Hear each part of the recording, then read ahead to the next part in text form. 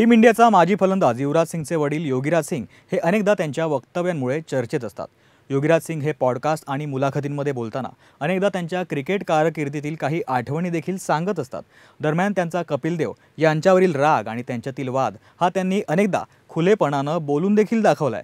पण नुकत्याच एका मुलाखतीदरम्यान त्यांनी कपिल देव यांना मारण्यासाठी ते चक्क पिस्तूल घेऊन गेले होते याबद्दलचा किस्सा सांगितलाय। योगीराज सिंग यांनी नुकतंच अनफिल्टर्ड बाय समदेश या पॉडकास्टमध्ये सांगितलं की जेव्हा कपिल देव भारत नॉर्थ झोन आणि हरियाणाचे कर्णधार झाले तेव्हा त्यांनी मला कोणतंही कारण नसताना संघातून वगळलं।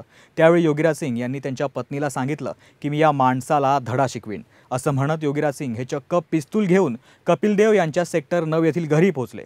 त्यावेळी कपिल देव हे त्यांच्या आईसोबत बाहेर आले। या दरम्यान योगीराज सिंग यांनी कपिल देव यांना शिवीगाळ केली आणि त्यांना सांगितलं की तुझ्यामुळे मी एक मित्र गमावलाय आणि तू जे काही केलंयस त्याची किंमत तुला मोजावी लागेल असं म्हणत योगीराज सिंग यांनी कपिल देव यांना त्यांची पिस्तूल दाखवत सांगितलं की मला तुझ्या डोक्यात गोळी झाडायची आहे, पण मी तसं करणार नाही कारण तुझी आई इथे उपस्थित आहे। त्यानंतर योगीराज सिंग तिथून निघून गेले आणि त्यांनी ठरवलं की मी यापुढे क्रिकेट खेळणार नाही, माझ्याऐवजी युवराज क्रिकेट खेळेल। योगीराज सिंग यांनी या मुलाखतीत हे सुद्धा सांगितलं की ते इतक्या वर्षांमध्ये कपिल देव यांच्यासोबत बोलले देखील नाहीत। याबाबत सांगताना ते म्हणाले की 2011 मध्ये जेव्हा भारताने विश्वचषक जिंकला तेव्हा एक व्यक्ती होता जो रडत होता आणि तो म्हणजे कपिल देव। युवराज सिंगने वर्ल्ड कपमध्ये कपिल देवपेक्षाही चांगली कामगिरी केली होती असा वृत्तपत्राचा कटआउट मी त्यावेळी कपिल देवला पाठवला, हे देखील योगीराज सिंग यांनी या मुलाखतीत सांगितलंय।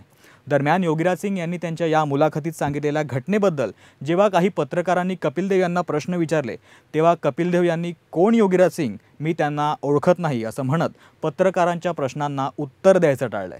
तुम्हाला जर हा व्हिडिओ आवडला असेल तर लोकशाही फ्रेंडलीच्या डिजिटल प्लॅटफॉर्मला लाईक करा, शेअर करा आणि अर्थातच सबस्क्राईब सुद्धा करा।